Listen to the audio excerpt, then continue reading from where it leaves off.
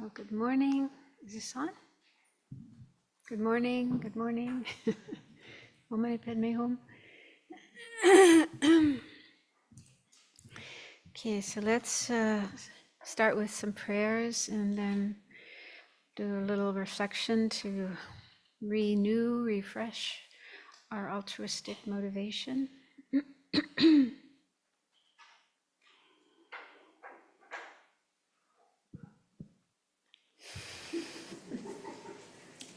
To the teacher and Tao, transcendent destroyer, one thus gone for destroyer, completely and fully awakened one, perfect in knowledge and good conduct, one love to bliss, nor the world's supreme guide, beings to be tamed. Teacher of gods and humans to you, the Buddha and Tao, transcendent destroyer, glorious conqueror, Shakyamuni, I prostrate, make offerings and go for refuge. When, O supreme among humans, you were born on this earth, you paced 7 strides and said, I am supreme in this world. To you who are wise, then I bow. With pure bodies, form supremely fine, wisdom ocean like a golden mountain. Fame that blazes in the 3 worlds, winner the best supreme guide, to you I bow. With the supreme signs, face like the spotless moon, color like gold, to you I bow. You are immaculate, the 3 worlds are not, incomparable, wise one, to you I bow. Great, compassionate, protector, all-knowing teacher, field of merit and good qualities, vast as an ocean, to the Tathagata I bow. Through purity, freeing from attachment, through virtue, freeing from the lower realms. Unique, supreme, ultimate reality, to the Dharma that is peace I bow. Having freed themselves, showing the path to freedom too, well established in the trainings. The holy field endowed with good qualities, to the Sangha I bow. Do not commit any non-virtuous actions, perform only perfect virtuous actions. Subdue your mind completely, this is the teaching of the Buddha. A star, a mirage, a flame of a lamp, an illusion, a drop of dew, a bubble. A dream, a flash, of lightning, a cloud, see conditioned things as such. Through this merit may sentient beings attain the state of all seeing, subdue the four faults, and be delivered from the ocean of psychic existence perturbed by the waves of aging, sickness, and death. This ground anointed with perfume, flowers strewn Mount Meru, 4 lands, sun and moon, imagined as a Buddha land and offered to you. May all beings enjoy this pure land. Venerable holy gurus, in the space of your truth body, from billowing clouds of your wisdom and love, let fall the rain of the profound and extensive Dharma, in whatever form is suitable for subduing sentient beings. Idam Guru Ratna Mandalakam Niryatayami.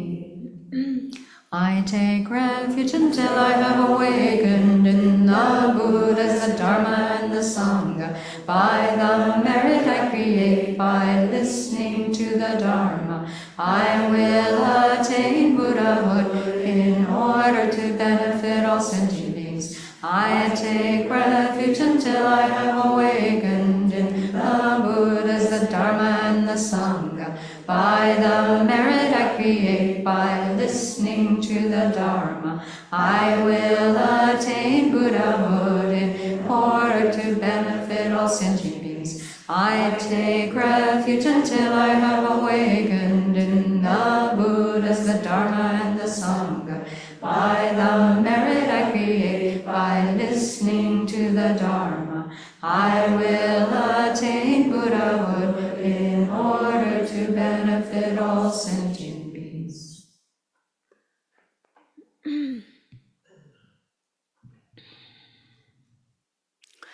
So Tibetan lamas are fond of saying, all sentient beings want to be happy, and all sentient beings want to be free of suffering.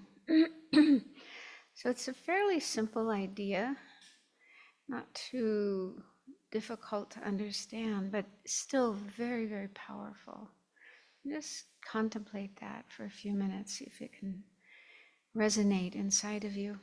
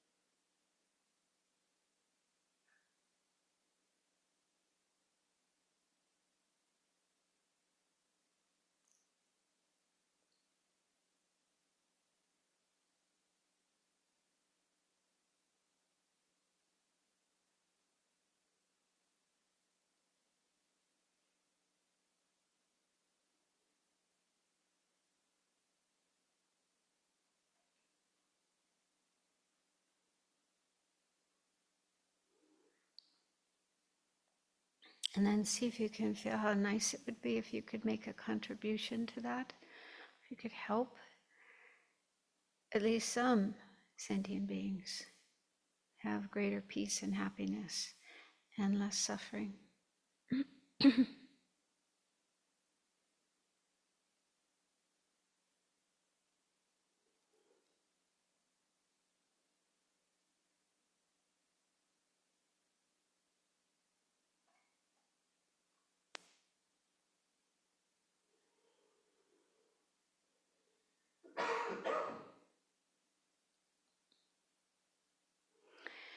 So that was the motivation the Buddha had when he taught. He spent 45 years, the last years of his life, teaching what he had realized in his meditation that brought him to the state of enlightenment. And then he spent the remainder of his life teaching with compassion, wanting to help as many people and beings as possible to be free of suffering and to find the same incredible peace and happiness he had attained. And so it's good if we can have that same motivation as we listen to and learn about these teachings. May we too be able to help others.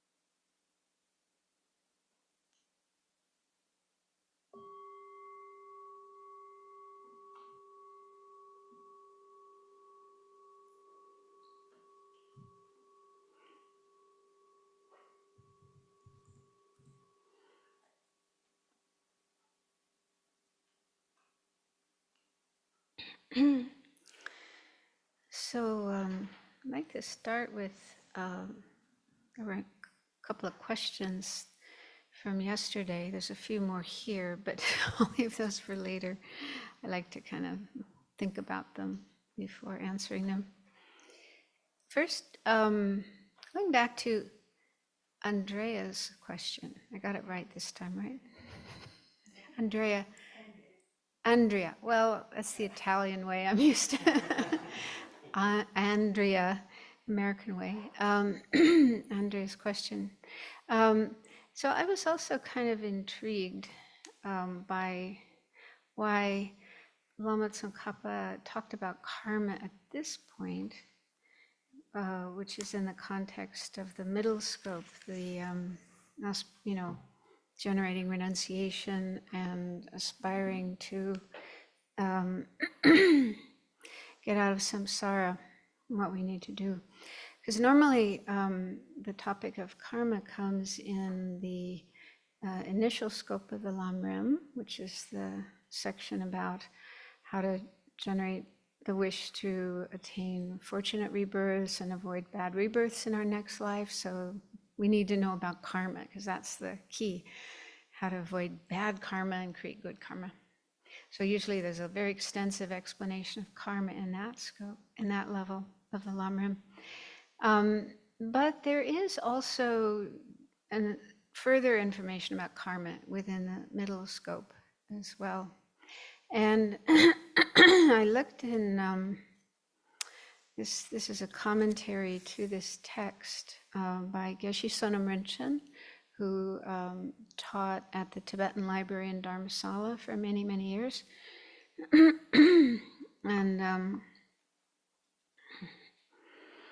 And so he says a few things about karma, why karma is in this section.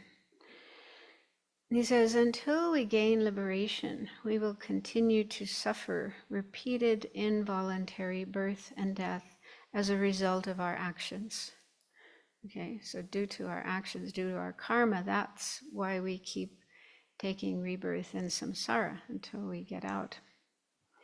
To attain liberation, we must rid ourselves completely of all activity, wholesome or unwholesome, that is underlain by ignorance, since this keeps us tied to cyclic existence.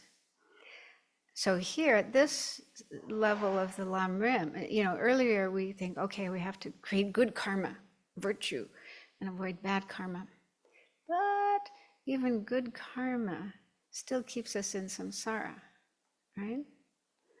It causes us to be born in good states like human and deva, but it's still samsara, right? So karma, even good karma, ties us to samsara. So yeah, to be free of samsara, we need to understand how karma works, right? Not just good karma and bad karma, but karma itself. How does that work? How does that keep throwing us back into samsara? And then he goes on to say, the only way to liberation from samsara, is by putting the teachings into practice. And this cannot be done unless we take into consideration the subtle and complex connection between actions and their effects. Obviously, this requires a conviction that such a connection exists. So we have to be convinced that there is a connection between the actions that we do and the experiences we have. We have to be really convinced of that. And then he says, reflecting again and again on actions and their consequences, karma, gives rise to this conviction.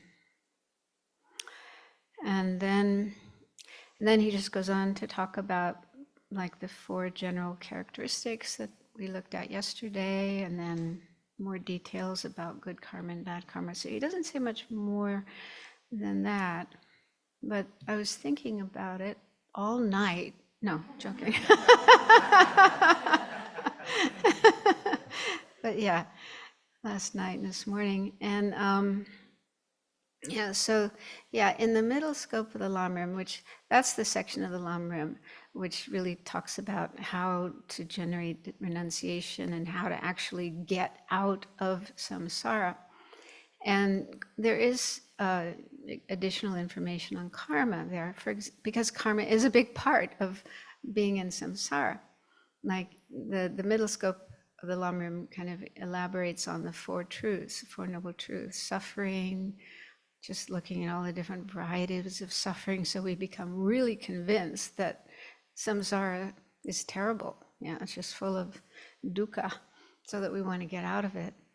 And then there's the cause of suffering. So what keeps us in samsara? Mainly it's afflictions and karma. So how does that work? How do afflictions in our mind lead us to create karma, which then throws us into samsara again and again? And Probably the best explanation of this is the 12 links of dependent origination, which is quite a complex topic. We won't have time to go into that here. But this is a really, really important teaching given by the Buddha you find in all traditions of Buddhism. And basically what the 12 links is all about is there's ignorance about the true nature of things. We don't see ourselves and others and the world in the correct way as they are, but we see things in a distorted way. So that's deeply embedded in our mind and affects all our perceptions, all our thoughts, all our actions. So as long as we're still stuck in that ignorance, any actions we do, any karma we create is contaminated karma, contaminated by ignorance. Contaminated karma is the cause of samsara. It's the cause to again and again and again experience samsara. So ignorance leads to karma, and then karma, there are other factors that work on that karma to sort of, like we talk about seeds, karmic seeds. So just like with ordinary seeds, if you soak them in water, they start to sprout, right? You soak them long enough, they start to transform, and eventually they sprout and they turn into a plant. So it's kind of similar with our karmic seeds. The karmic seeds in our mind are sort of sitting there, but then certain factors, certain causes and conditions, will work on one of those karmic seeds, which has the power to cause a rebirth, and it gets more and more ready for that to happen, and then eventually, boom, we're going to a new life, a new rebirth. So that's all explained by the 12 links. So karma is an important factor, an important aspect in our being stuck in samsara. And so if we don't understand that, if we don't understand how karma works and keeps us in samsara, how can we get free of it? How can we get ourselves out? So it is very, very important to understand, and also to have conviction in karma. Because what does he say? Oops, wrong page.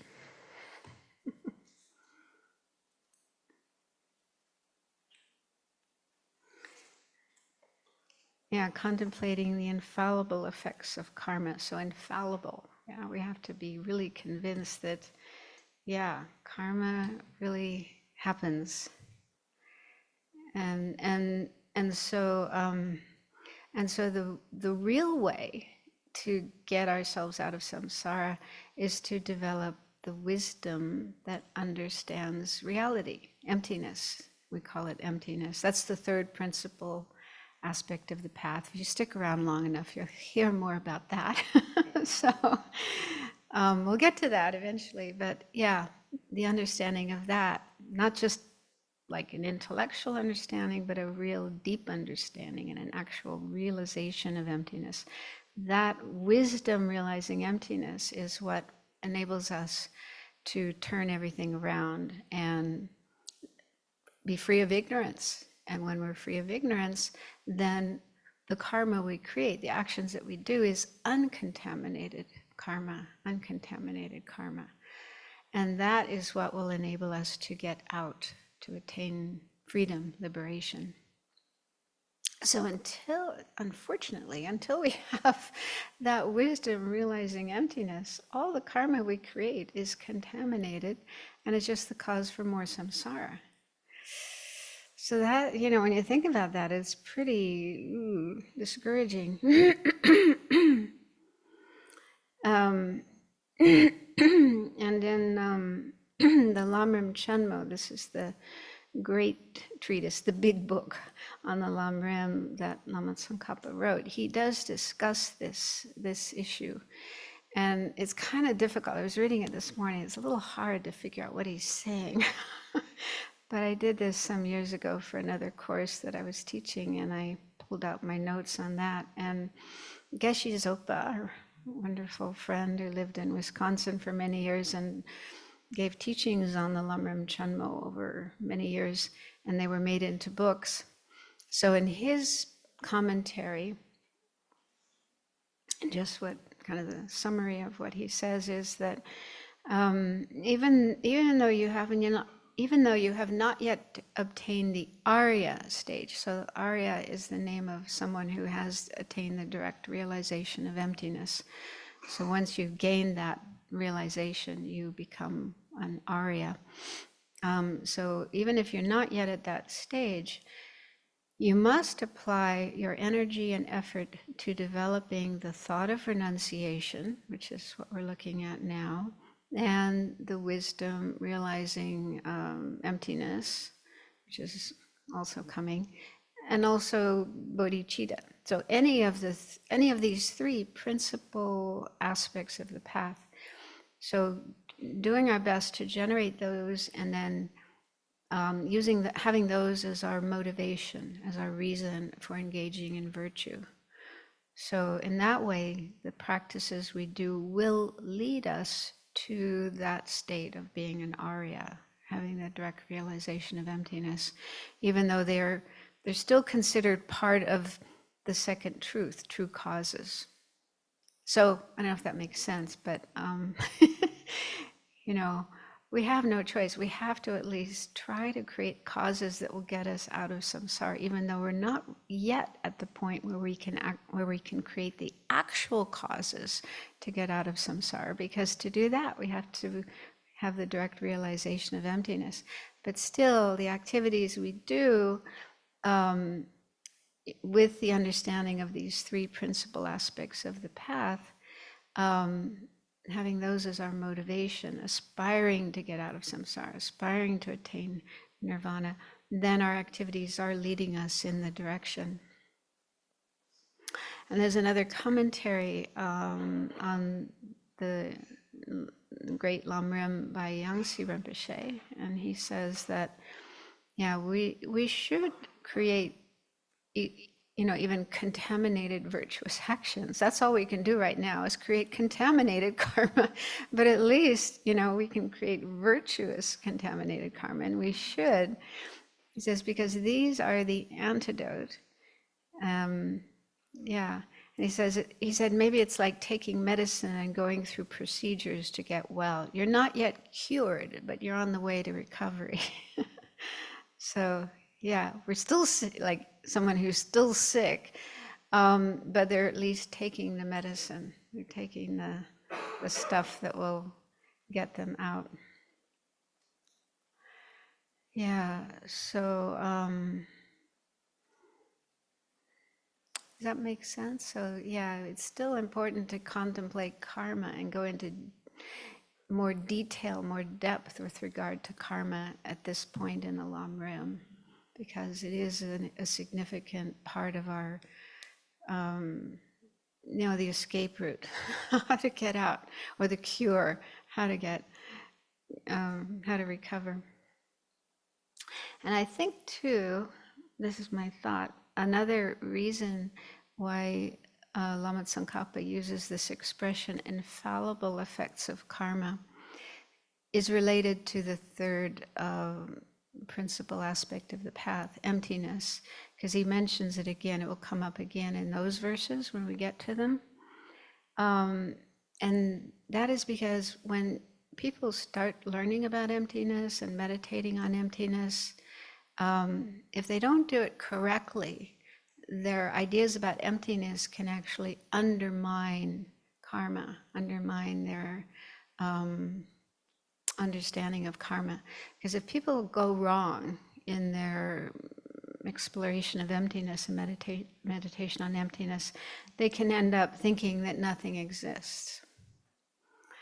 And then, okay, nothing exists. That means I don't exist, other people don't exist, karma doesn't exist, and wow, look at that cool iPhone that person has, they don't exist, and the iPhone doesn't exist, and I can take it and use it, it will be fine. So that may sound like crazy, but it does happen, okay? And this is a big risk. And I think it happened at Lama Tsongkhapa's time. Some of his contemporaries were meditating on emptiness, and this is the conclusion they came to, that nothing exists. And so then, that destroys your conviction in karma, and you can end up creating a lot of bad karma. You can also end up in a psychiatric hospital if you really go too far in that direction. So, so this is a big danger. It happened at Lama Tsongkhapa's time. It also happens today, these days. I even heard, somebody told me one teacher, contemporary teacher, who's very popular and very, lots of students, and they attended a talk by this teacher, and the teacher said, nothing exists. So there may be reason for saying that, but that can really mislead people to say things like that. So we do have to be careful. So I think that could be another reason why Lama Tsongkhapa emphasizes karma is real. It does exist. And what we need to do is have an understanding of emptiness, correctly understand emptiness, but still maintain our understanding of karma. And in fact, what they say in our tradition is, if you understand emptiness correctly, it will increase your conviction in karma. You'll have even greater conviction, greater certainty about karma. So if that is the case, then you're on the right track. But if you think you understand emptiness and you're losing your conviction in karma, you're doing something wrong. You need to go back to the drawing board, back to your teachers. And related to that, there was a question from yesterday, I think it may be from an online participant, about karma. The question is, what can I do if I have really strong doubt about karma existing? So I think it's important to investigate doubts, like look into your doubt, ask yourself, have a dialogue with your doubt. Why do you have doubt in karma? Yeah? What are your reasons for having doubt in karma? Do you doubt the whole thing? Like the whole idea that actions we do bring results that we will experience? You have doubt about that? Or do you only have doubt about certain aspects of karma? So try to have a better understanding of what your doubt is. Yeah, don't just buy into it, but question it. And why? What are your reasons for having doubt? Can you prove that there's no such thing as karma? Can you prove that karma doesn't exist? So those are some of the things you could explore. And I remembered somebody I knew years ago who told me that he was, attracted to Buddhism and explored Buddhism, and he had doubt about karma. It was hard for him. And what he did was he thought about he came up with 3 possible explanations for why things happen the way they do. I mean, that's natural. Why are some people rich, some people are poor, some people die young, some people live old, some people have all kinds of good things happening, and other people have all kinds of bad things happening. Why? Okay, this is a valid question. And he came up with 3 possible reasons. One is God.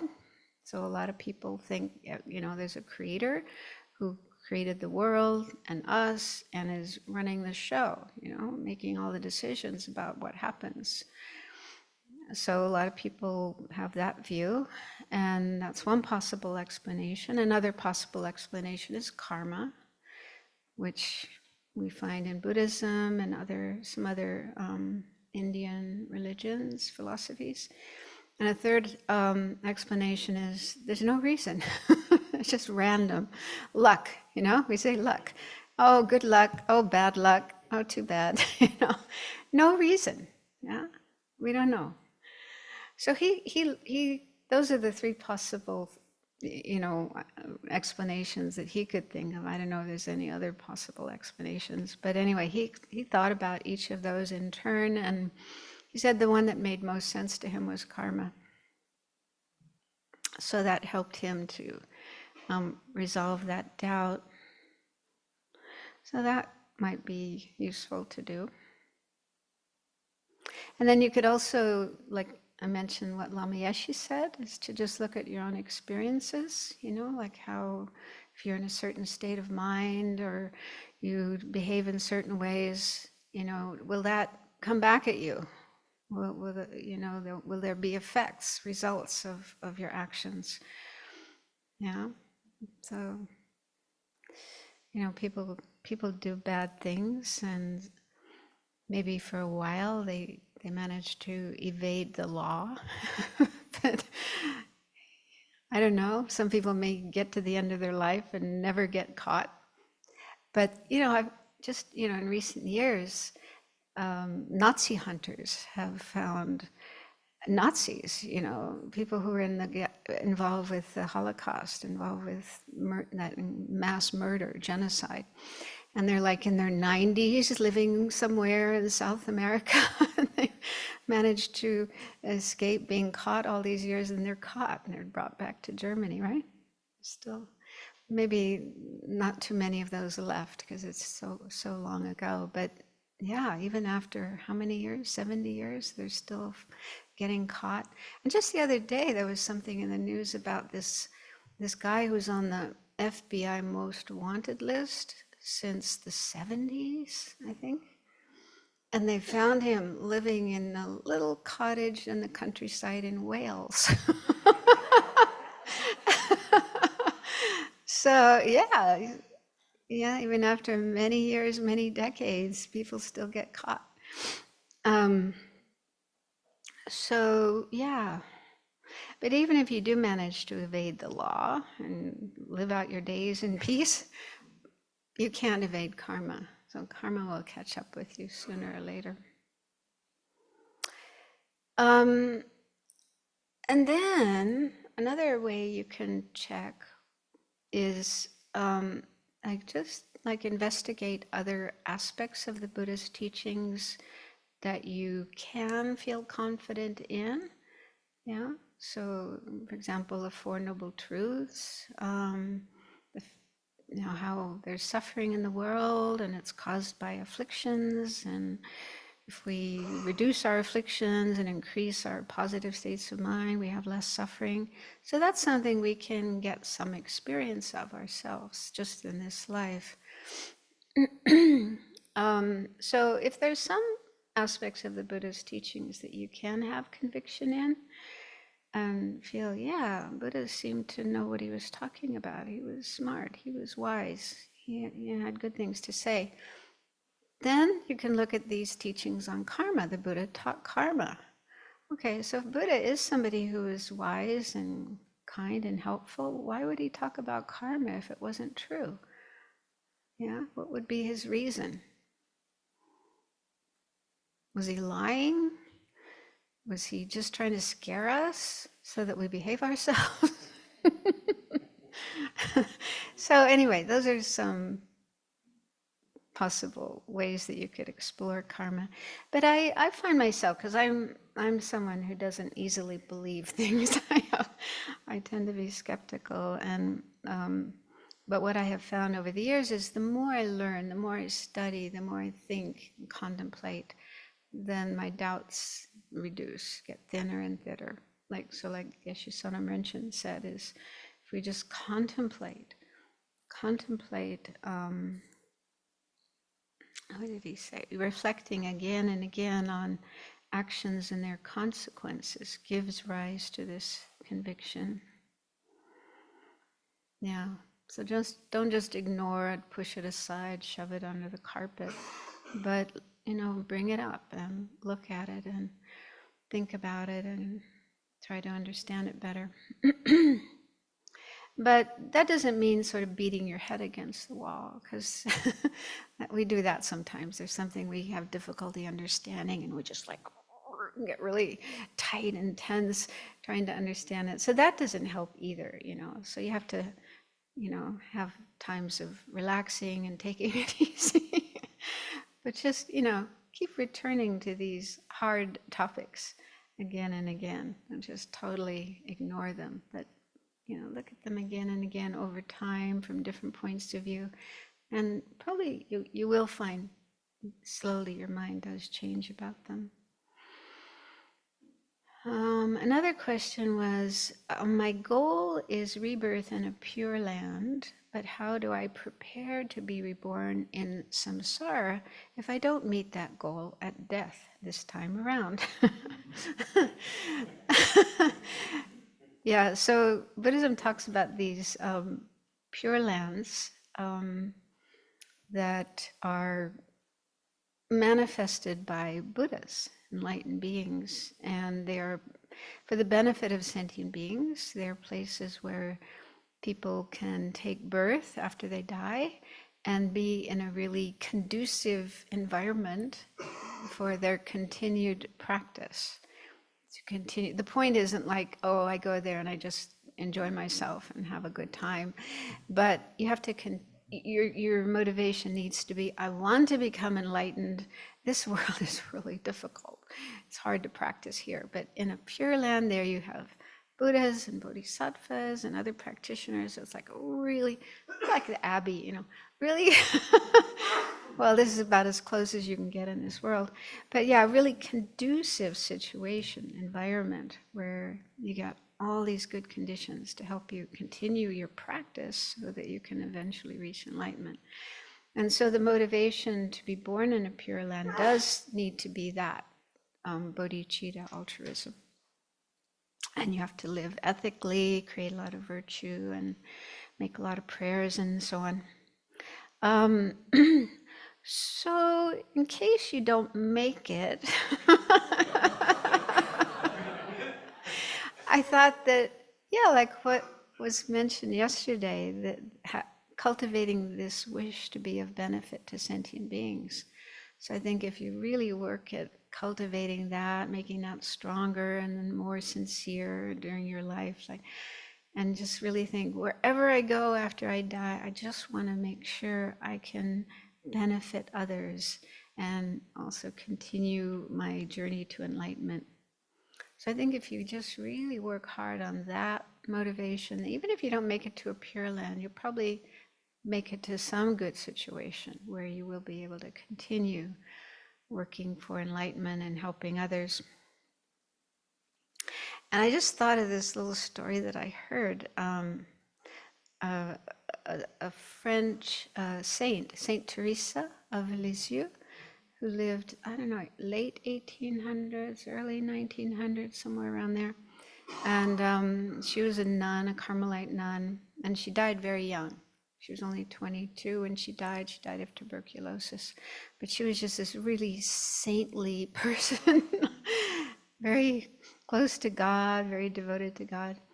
And I heard that before she passed away, she made this prayer that she would spend her heaven on earth helping people. Wow, that's amazing.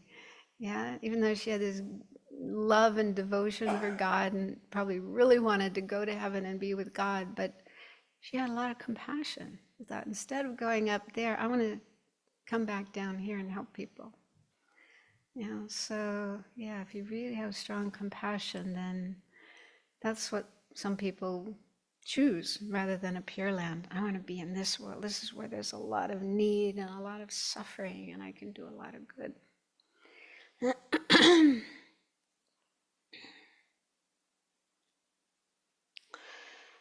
Okay, another question that came up yesterday was, it was sent in from someone online. In the Pali Canon, purification arises through the recollections of Buddha, Dharma, Sangha, virtue, generosity, and devas, the 6 recollections. How is Vajrasattva related to these recollections in your direct experience? Well, I don't have any direct experience of that, but anyway.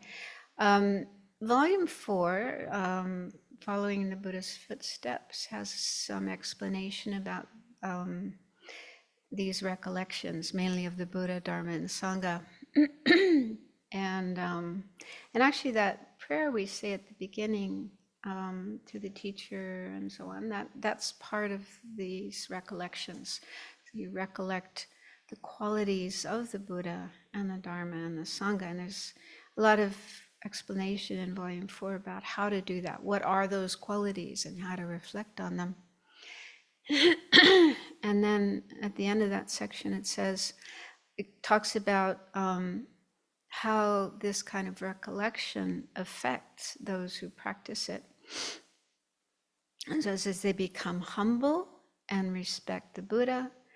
Their faith, mindfulness, wisdom, and merit increase, as do their joy and bliss. So you have these, good qualities or good experiences as a result of these recollections. Fear and dread no longer plague them. Wow, wouldn't that be great? And they can endure pain without difficulty. Wow, that would be great. They feel as if they are in the presence of the Buddha, and their minds seek to develop the Buddha's qualities.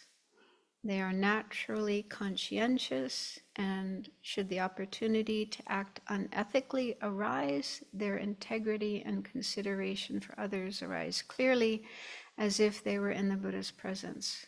So they, really stop doing unethical things.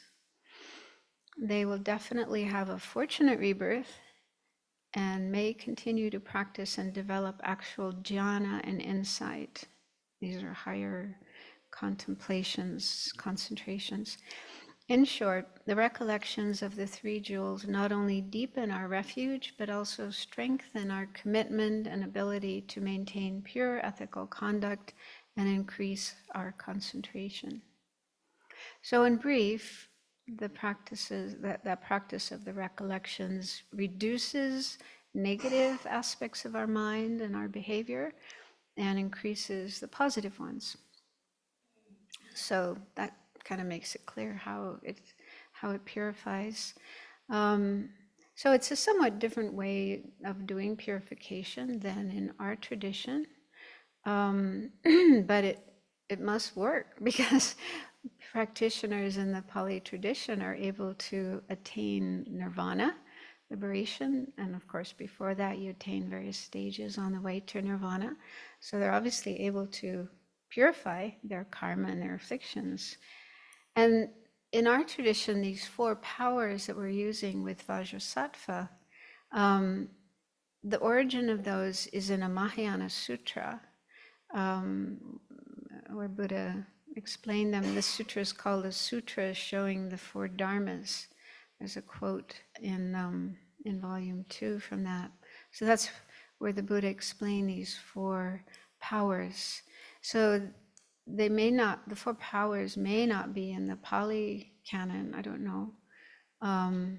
But I'm sure that those who are practicing that tradition generate these 4 powers, even if they're not specifically sitting down and saying, I'm going to meditate on the 4 powers. But clearly they generate regret. When they think of their negative actions done before, they probably feel a lot of regret. And then power of reliance, they take refuge in Buddha, Dharma, and Sangha and generate compassion and love for sentient beings and the determination to stop harming others and help them instead. And then they're doing the power of remedy when they meditate and they recite all the prayers and scriptures and so on. And then the power of determination, they take precepts. I will not kill, I will not steal, and so on.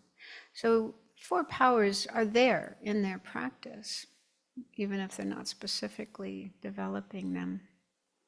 So I think, different traditions of Buddhism may have different ways, different practices of purification, but they're all, equally effective and valid.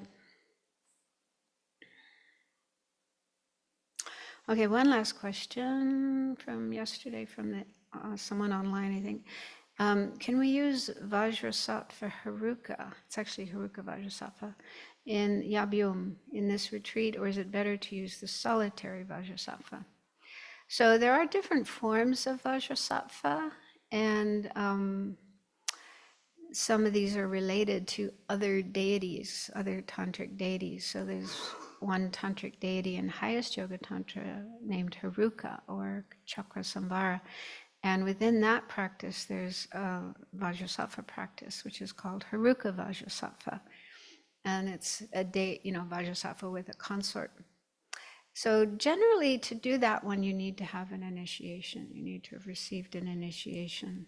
And so if you haven't received the initiation, it's better to do this, the Vajrasattva we're doing here, which is more general, more common. But if you do receive that initiation and you want to do that practice on your own, you can. There's a lot of materials on Vajrasattva in the FPMT, Lama Yeshe and Lama Zopa Rinpoche. Mostly they talk about that, Vajrasattva, Haruka Vajrasattva. That's the one they encouraged us to do. But traditionally, in the Tibetan tradition, that does require initiation, empowerment. So this one, the one we're doing, is more general, and it can be done by anybody, even without an empowerment. That might generate more questions, but I want to continue. Okay, so we were on, we just started this topic of renunciation of samsara. And so that's the second part of the verse where it says, by repeatedly contemplating the infallible effects of karma and the miseries of cyclic existence, reverse the clinging to future lives. Okay, so I did cover the first part of that, about karma, the infallible effects of karma. And now I'd like to go on to the miseries of cyclic existence. Let's talk about misery.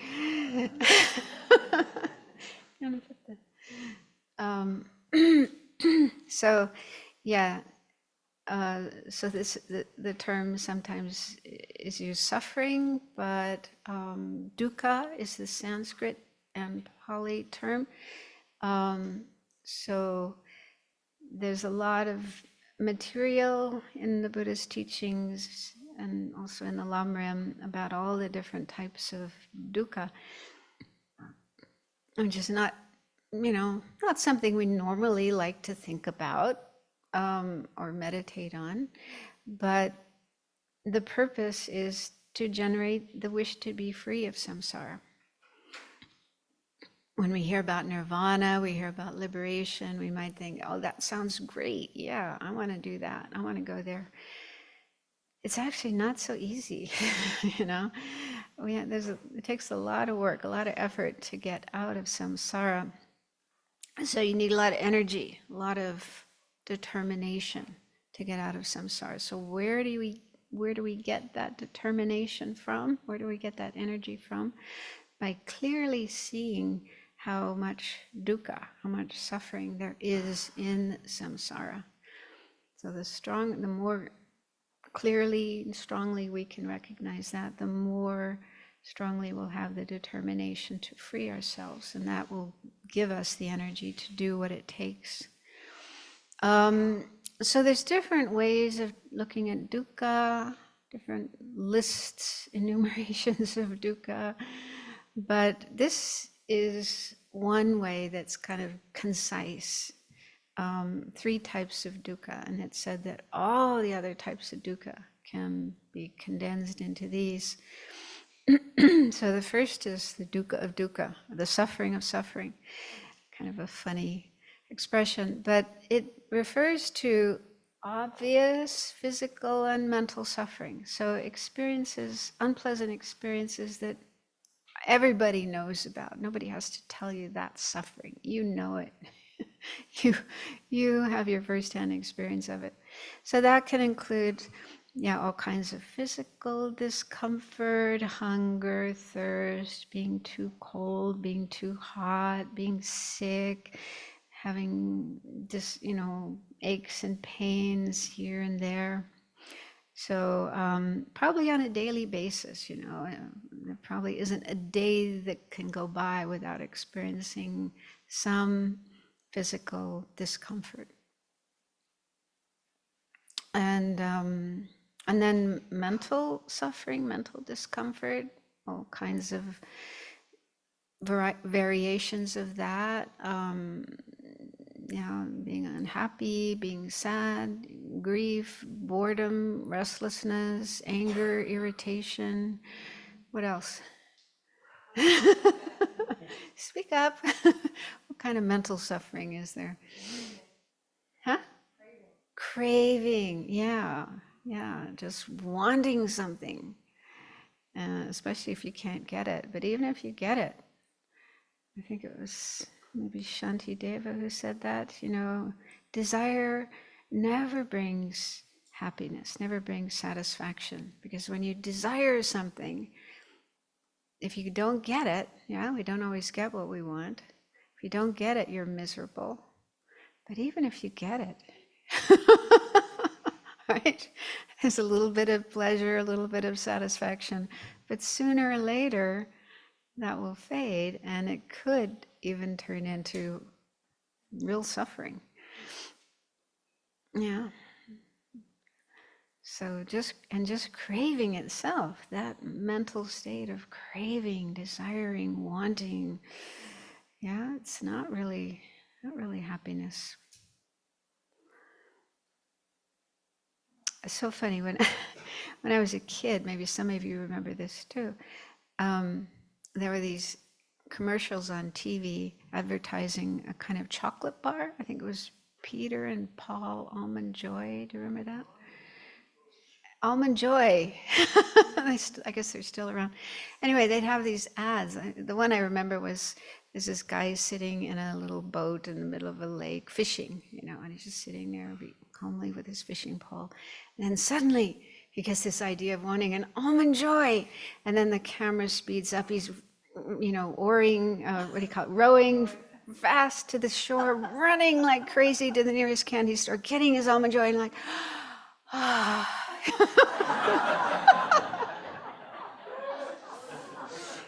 Anyone remember those?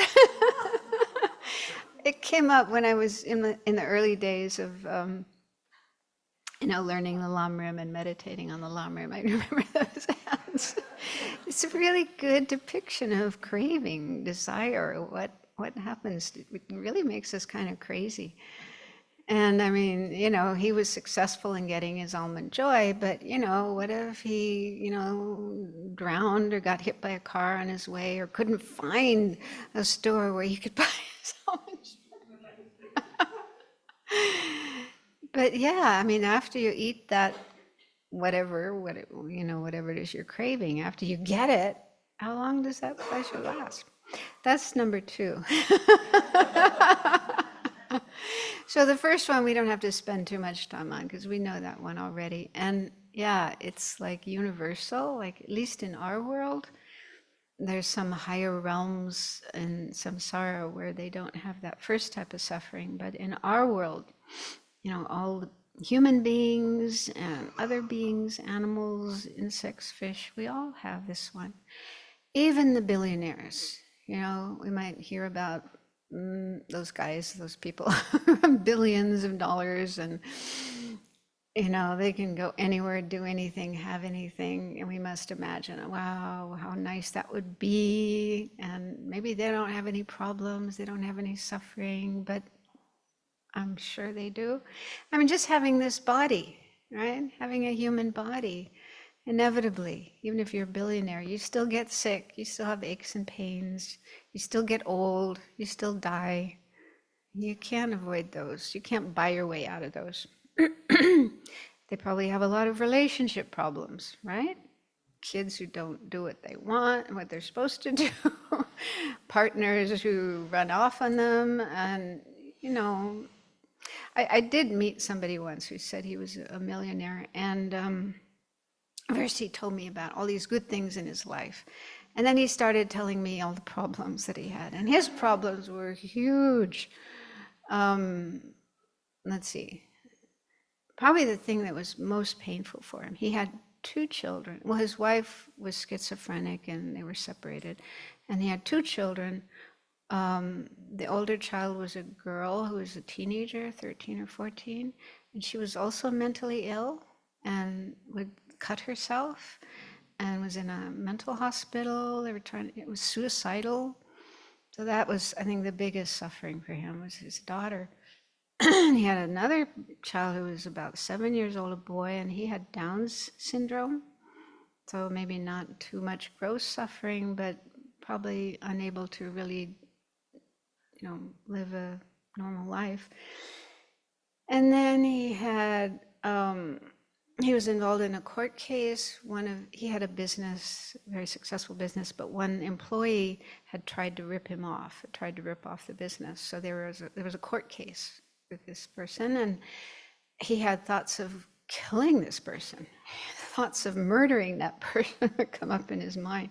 So he was, seeing a psychiatrist and taking sleeping pills because he couldn't sleep at night, taking antidepressants because he was depressed.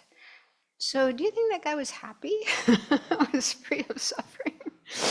Even having all that money and all that success. Okay, so yeah, I'm sure there's definitely suffering even for such people. Okay, so suffering number 2 is called the dukkha of change. And this refers to pleasant experiences that don't last and aren't fully satisfying. So this is what we normally call pleasure, happiness. But because it's short term, it lasts just a short amount of time and then it comes to an end, it's not considered real happiness, real pleasure. Doesn't fully satisfy us. And when it does fade and disappear, we're still left where we were before with the same problems we had before. So it doesn't kind of relieve our suffering. It doesn't take away our suffering. So this is, of course, harder to understand, and there's usually a lot of resistance. We don't want to accept that our pleasure isn't really pleasure, it's just another kind of dukkha. So one example they usually give is eating, one of our favorite pastimes. So we like to eat, and we need to eat. We can't live without it. But is eating food really enjoyable, really pleasure? So think about that almond joy that guy is eating, I mean, delicious tastes and fills up the tummy and gives some energy, all that sugar. But how long does that last? Within a limited amount of time, you're going to be hungry again. You're going to have to eat again. So, the pleasure, the satisfaction doesn't last very long, and doesn't really take away your problems. Whatever problems you had before are still going to be there. People often use food to escape from problems, right? But is that really an escape? Often it just brings more problems. Tooth decay, being overweight, high cholesterol, illnesses that come from eating too much.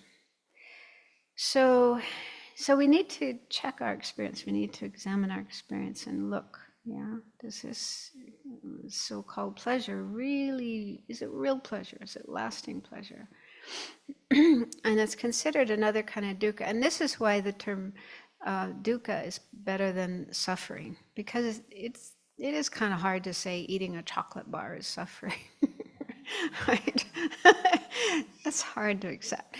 But to say it's dukkha in the sense of being unsatisfactory, not fully satisfactory, that's more acceptable. That makes more sense. Doesn't really satisfy us.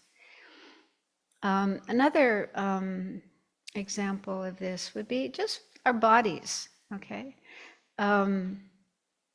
we do different things with our bodies, and there's different positions we can use. We can put our body into different things, different activities we can do with our body, and we sometimes have the sense that a certain position is pleasant, is enjoyable.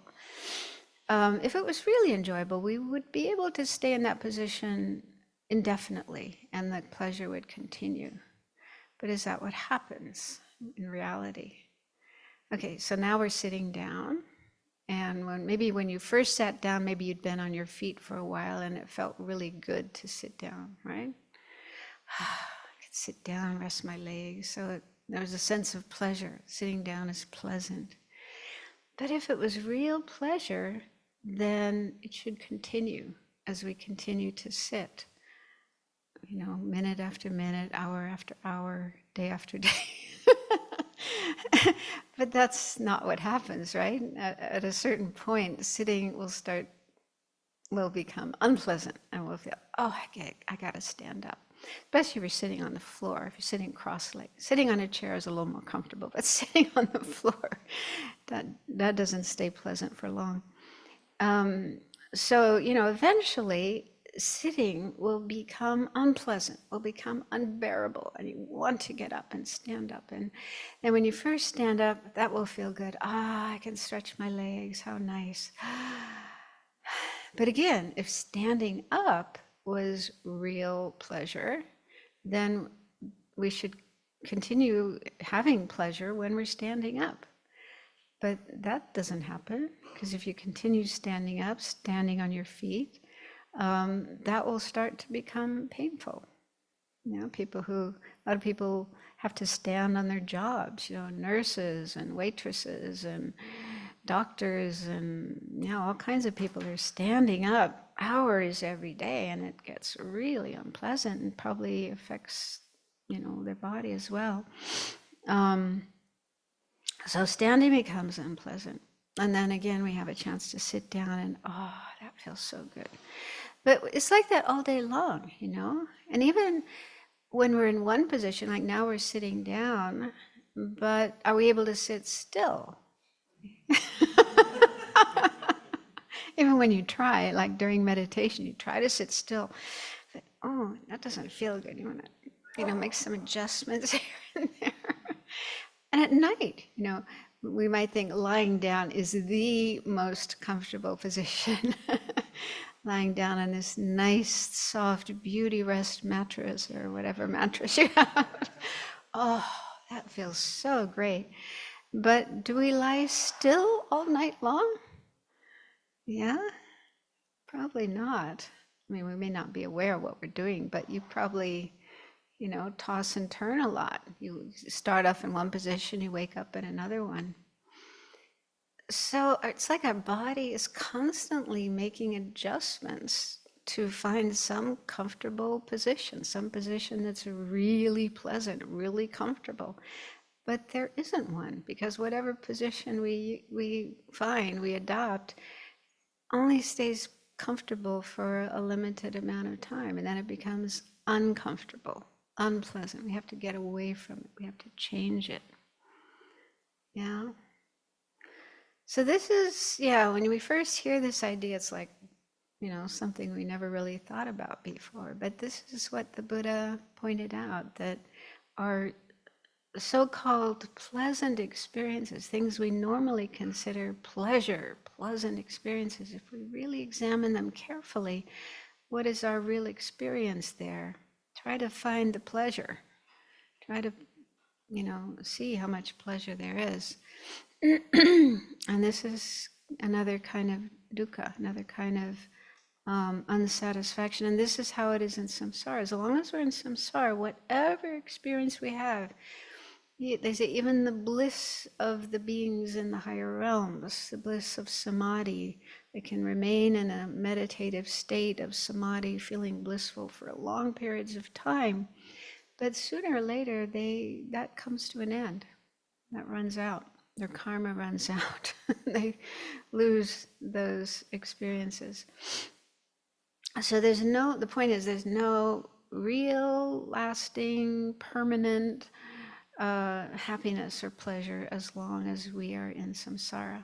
It's just the nature of samsara.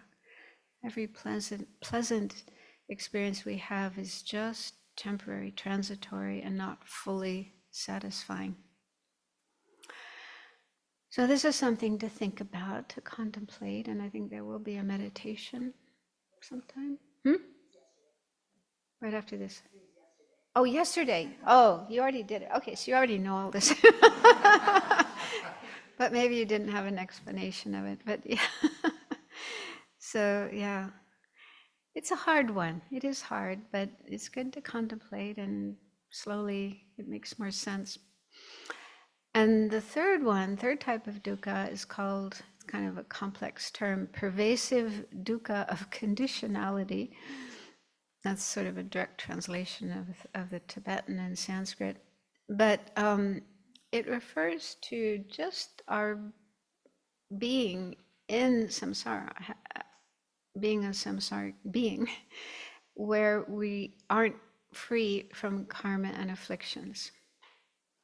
So samsara, when we hear about samsara, cyclic existence, it's easy to get the idea that it's somewhere out there in the external world, like this planet, this galaxy. That's samsara, right? But it isn't.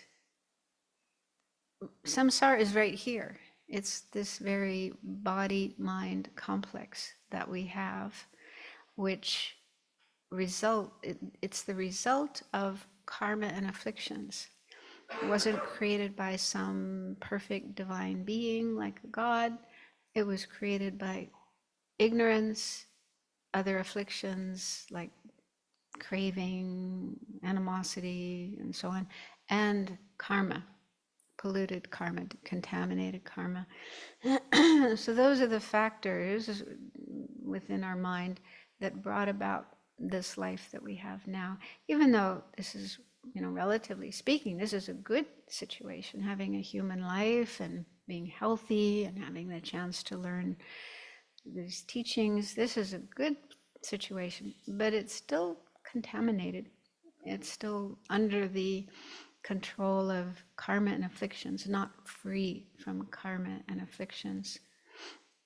So just having this situation, this body-mind complex, which is all kind of pervaded by karma and affliction, that's the meaning of this third type of suffering.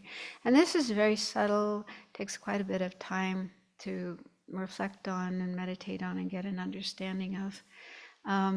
But this is the main one, the main type of suffering we need to understand and be free of. Because the first type of suffering everybody knows about, everybody wants to be free of, and that doesn't take any great wisdom.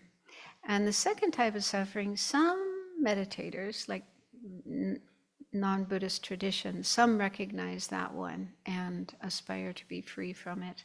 But it's really only in Buddhism that this third type of suffering is explained, and also the remedy, the solution is explained. So this is the one that's kind of exclusive to Buddhism. Just being under the control, under the influence of karma and afflictions, mainly ignorance. Yeah, the main problem is ignorance about the true nature of things. So as long as that is still in our mind, that's what binds us, ties us to samsara and doesn't allow us to be free. And so, yeah, one way to contemplate this would be to think, okay, I came into this world as a result of ignorance, karma, and other afflictions that were in my mind in my previous lives. So right from the beginning of our life, we already have karma and afflictions and dukkha. It's not like, some people think that a baby, a newborn baby is so pure and innocent, and there's this notion of blank slate, like a baby's mind is totally pure, According to Buddhism, that's not the case, unfortunately. A baby comes into this world with a mind full of afflictions, yeah, and they get angry, right? When a baby doesn't get food when it wants and doesn't have mommy there when it wants, it screams, right? So baby knows how to be angry. Baby knows craving, I want that milk, I want that bottle, I want that breast, I want that person, I want that toy. And self-centered is, this is my toy, you can't take my toy, this is mine. So they don't have to be taught that. They have it already from past lives. And karma, yeah, so there's already lots of karma in that baby's mind. And so, already from the beginning of our life, we're in this situation of having karma and afflictions and experiencing the results of our karma and afflictions. And then the really awful thing is we keep creating more of the same. Yeah, each time we get caught up in afflictions, we get angry, we have attachment, craving, jealousy, pride. We're just perpetuating those afflictions. Yeah, leaving more imprints in our mind to have more of the same afflictions. It's like habitual tendencies. We're habituating ourselves again and again and again with the same afflictions. And we're also creating more karma. Babies create karma too. I remember when I was a kid growing up in Catholicism, they have this notion that children don't create sins until they're 7, something like that. Isn't it? I might have it wrong. And I know there's different denominations of Christianity that have different views about this, but this is, until you're at the age of 7, that's when you can reason, that's when you can think. And so until, up to that time, if you do something naughty, you don't really create a sin. And I asked Geshe Dadul that when he was here, and he said, is there any such notion like that in Buddhism? And he said, no.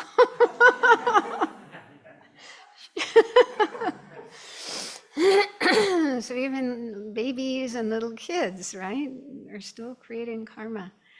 When they do negative things, they do bad things. So remember, those things you did before the age of 7, they have to be...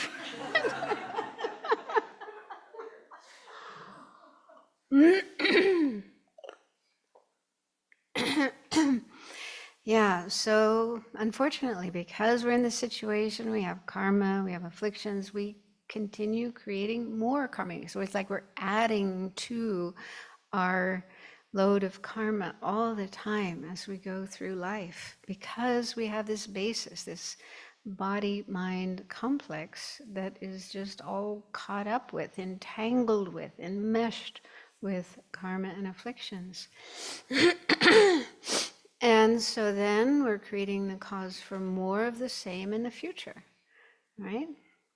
It's like we're getting ourselves more and more entangled, like when dolphins and other fish get caught in those nets. There's all these nets in the fishing nets in the sea, and they're meant to catch tuna or whatever, but dolphins get caught up and the whales get caught up, and they're trying to get out, and they just get themselves more and more entangled, right? Sometimes die because they are not able to get out. It's kind of like that with us. We're all entangled in karma and afflictions, and we just get ourselves more and more entangled because of not, deliberately, not consciously, but just we don't know any better. And so then, we're creating the cause for this more of the same in the future as well. Instead of getting out of this mess, we're just getting more and more entangled. So that's, I think, a helpful way of contemplating this third type of suffering and really getting a sense of how unbearable it is, how terrible, how tragic it is. And we don't deserve it. Right? We shouldn't be in this situation because we have the potential to be free. It wasn't really our choice to be in this situation. We didn't do it deliberately. We just didn't know any better. But we can get out. The Buddha found a way out. Thank goodness. And he taught the way. He explained, this is what you need to do to get out. And we have the chance to learn these teachings, and we're interested. You're still sitting here after 3 days. You didn't run away. I mean, some people do. After the first day, I'm out of here. No. So that shows, there's something of interest in these teachings to you.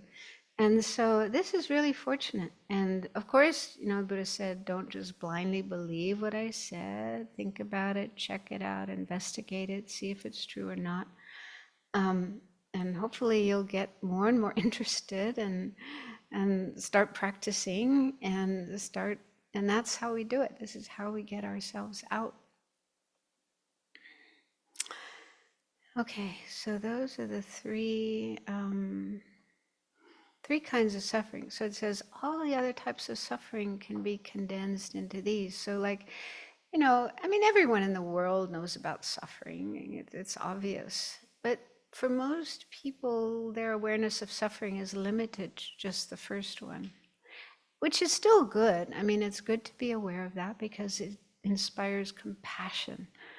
When people are aware of the suffering of others, then they want to do something to help. And a lot of wonderful, amazing, fantastic activities are going on to try to relieve suffering. But it's mostly this first type of suffering, the obvious suffering. When, of course, that does need to be relieved. We do need to do what we can to relieve that type of suffering of others and also of ourselves.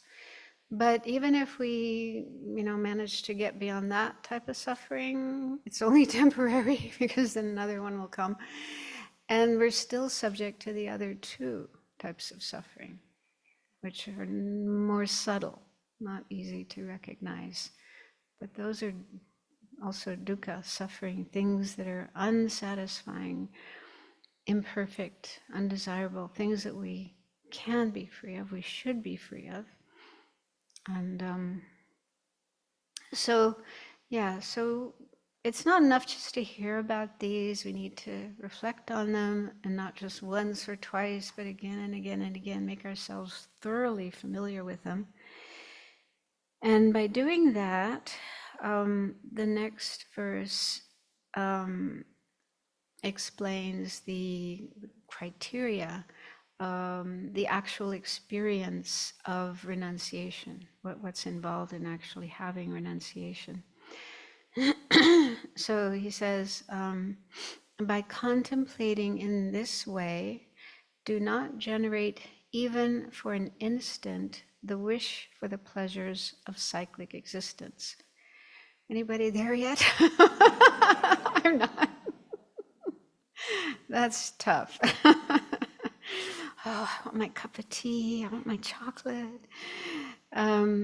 So that's really hard, to really see so clearly that nothing in samsara is worth being attached to, having desire for. But if one keeps meditating on these and generates the strong conviction that all these experiences, even the pleasant ones, even the beautiful ones, and Buddhism isn't denying that there is pleasure. Like that quote that I read yesterday from the Dalai Lama, there is pleasure. Yes, there is pleasure. But when we examine it carefully, is it real pleasure? Does it last? Does it satisfy us? We see that, it's just kind of fleeting and even kind of dreamlike. We have these pleasant experiences in our dreams, right? You have good dreams sometimes and you wake up feeling, oh, how nice. But that's it, that dream is gone, it's over, and eventually you don't even remember it anymore. But whatever pleasure you had in the dream, it doesn't last, doesn't stay with you. So that's an analogy that's sometimes used. The pleasures we have in life are dreamlike. They're like a dream. They don't last, and don't really take away our suffering. And then he says, when you have day and night unceasingly the mind aspiring for liberation, you have generated the determination to be free.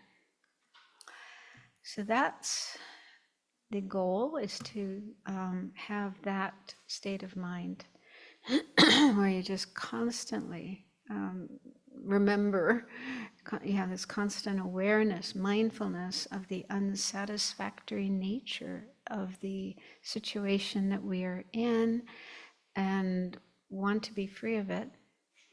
And people, when they hear about this topic of dukkha, suffering, and they contemplate it, can get despondent, depressed. That's not the point. So we need to be careful about that. The point is not to end up feeling depressed. Yeah. And if that's happening, you need to tweak your practice. Because depression, is really debilitating. Yeah, you lose energy, you feel like not doing anything, you just want to bury yourself in your bed, put the covers over your head and do nothing. So that's not useful. So we have to be careful and not go in that direction. The point is to generate this awareness that the situation we are in is unsatisfying, imperfect, and undesirable, and want to get out, and then put our energy into doing what will enable us to get out. So that's the point, is to have this energy, not depression, but energy to practice and do the things that we need to do to get out. And what are those?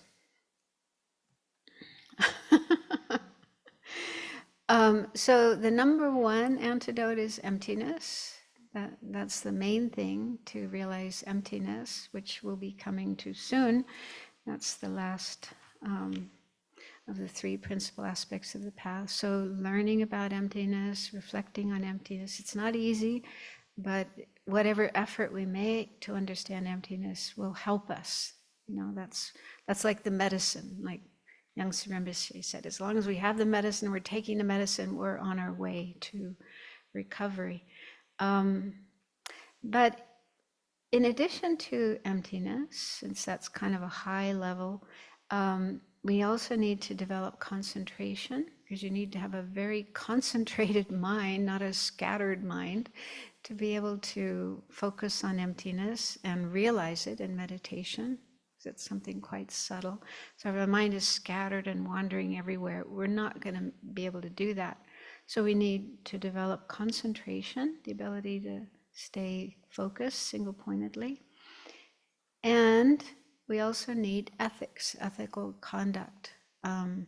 Because when we sit down and meditate and try to concentrate, if our behavior hasn't been so great in between the last session and this one, our mind is going to be, jangled, not calm and clear, because we'll be thinking about all the things we did and feeling regret for them, or maybe feeling good about them and wanting to do them again, or whatever. So poor ethical conduct, unethical conduct, causes our mind to be disturbed and scattered and unpeaceful when we meditate, and that will prevent us from being able to develop concentration.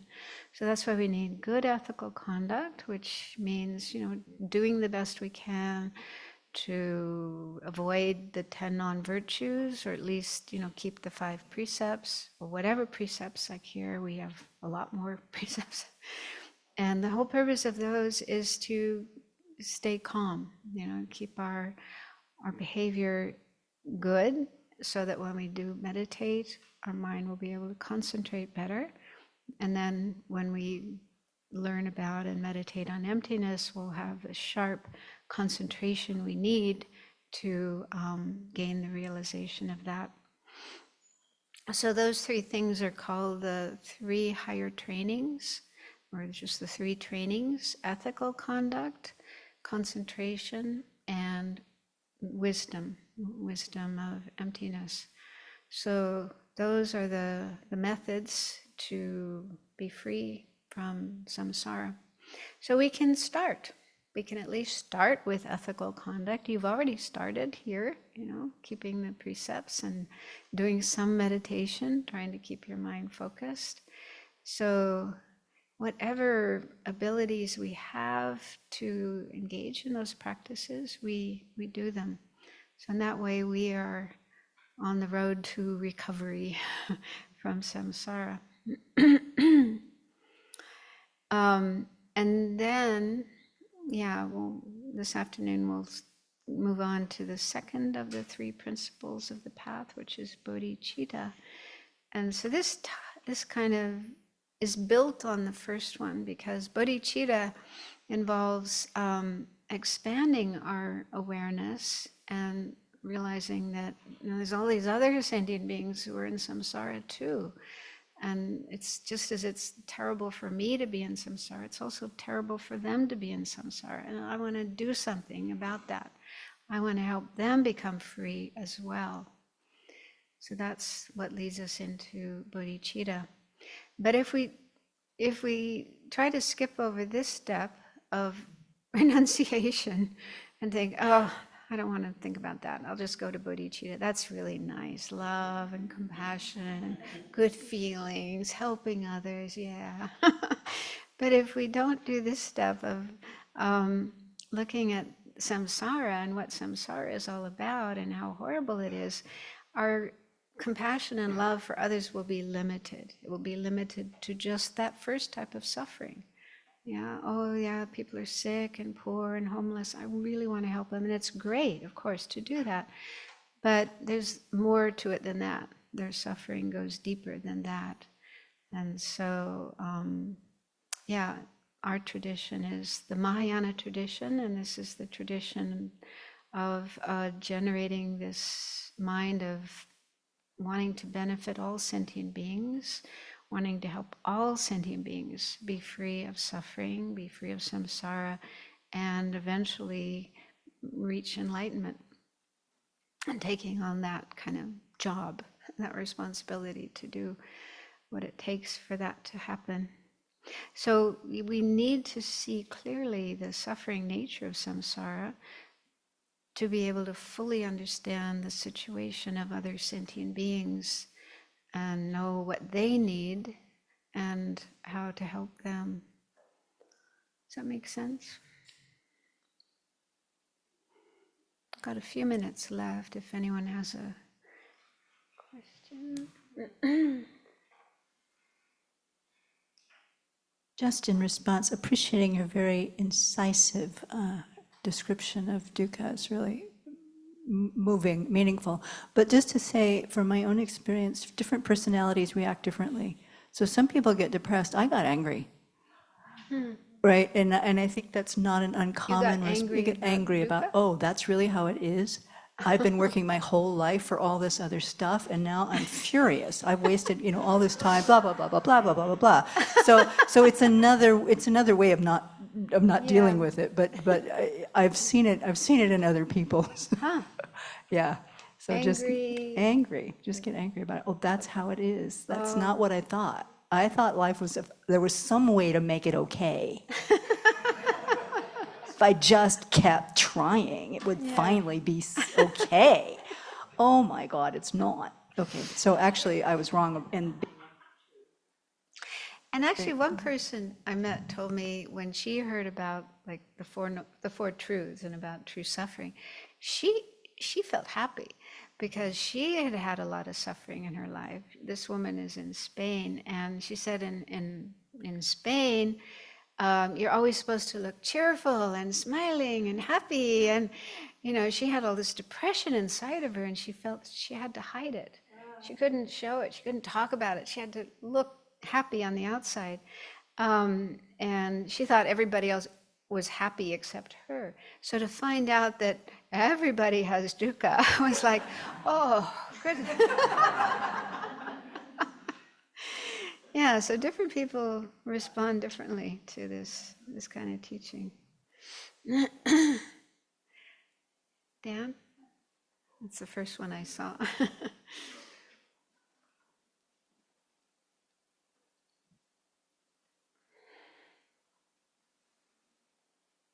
Thank you, Venerable, for answering our questions with such care. I think I'm going to get a baseball hat that says karma.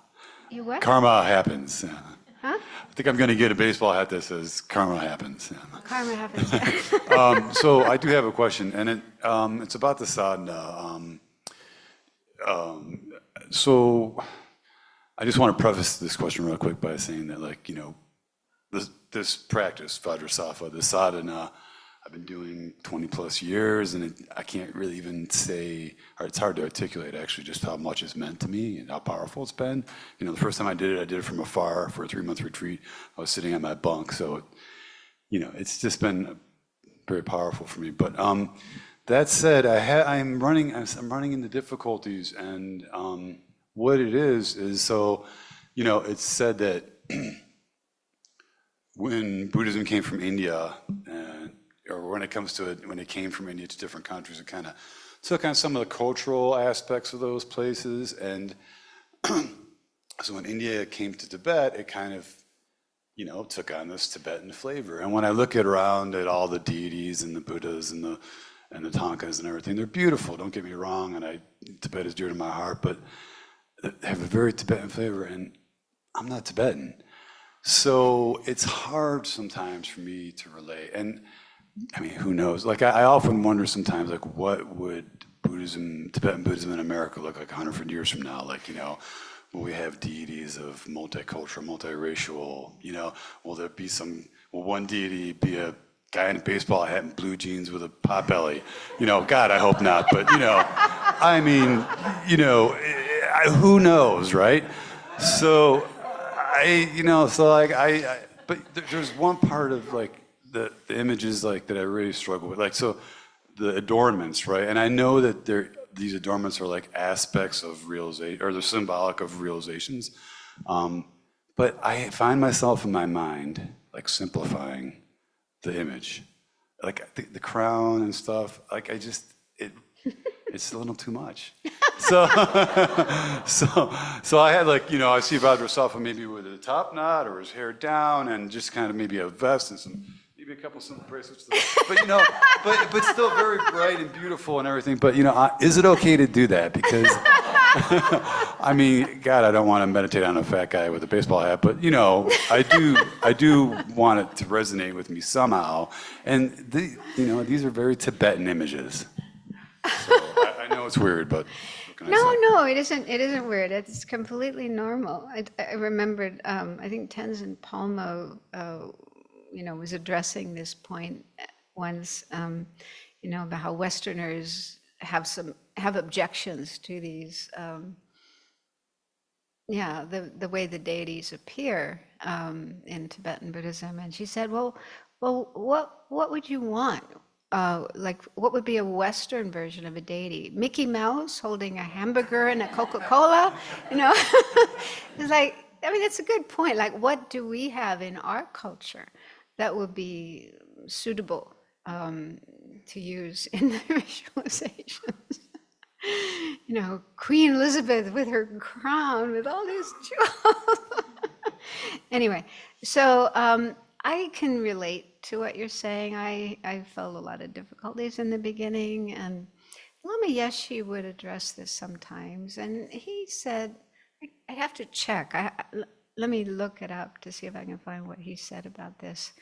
But I think he said, you can Westernize things. And I have seen artwork by Western artists of deities that do look much more Western, much more, or universal rather than,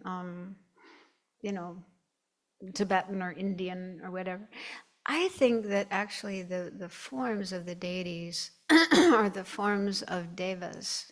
Yeah, they're not like earthly forms, but they're the way the devas appear. And so that's perhaps how the deities would appear, like in India in the early days. This came from India. So when the people in India were doing these practices and having visions of these deities, that's how the deities appeared to them. So that's the origin. I don't think they just decided, oh, let's make it look like this and that and so on. But that's how the deities appeared to their vision. And so, yeah, I remember struggling with this for a while, and then I just kind of settled down and accepted it. And I think it's fine to kind of make adjustments, if you don't want, you can't relate to the crown, then just don't focus on the crown. Focus on some aspect of the visualization that you do like. I really like faces, so when I'm practicing Chenrezig or Tara, I really love, imagining their face just looking so warm and sweet and loving and kind, and forget about the jewelry and the, those things. But, the point is to get in touch with their qualities, focus on the qualities of those beings. And just leave those other things aside rather than trying to change it. Because what would you change it to? What do we have in our culture that would be... Well, something like you said, a little more universal, like Gelek Rinpoche and Joel Hart, he commissioned a tanka of green Tara. And the face is very kind of, not quite Asian, not quite Caucasian, just kind of multiracial. It's really nice, actually. So I don't know, something like that would be. Yeah, I've got this Tara on my desktop. Maybe it's like that. It's really beautiful. You may not be able to see it. It's very messy, but she's right there in the middle. You're the one where did you find that? Yeah, somewhere online, Google Images. Yeah, so this Tara is, could be from any country. So, but she still has the crown and the jewels. But yeah, the face is, I think, the important thing. That's what expresses the qualities of compassion and love, and also serenity and wisdom, and So let me see if I can find what Lama Yeshe said about that, and I can bring it later. I think we'll have to stop. If there are other questions, we can take care of them later. Oh, there's a Q&A. 2 o'clock. So maybe some of the questions can be taken care of then. Okay, so let's dedicate.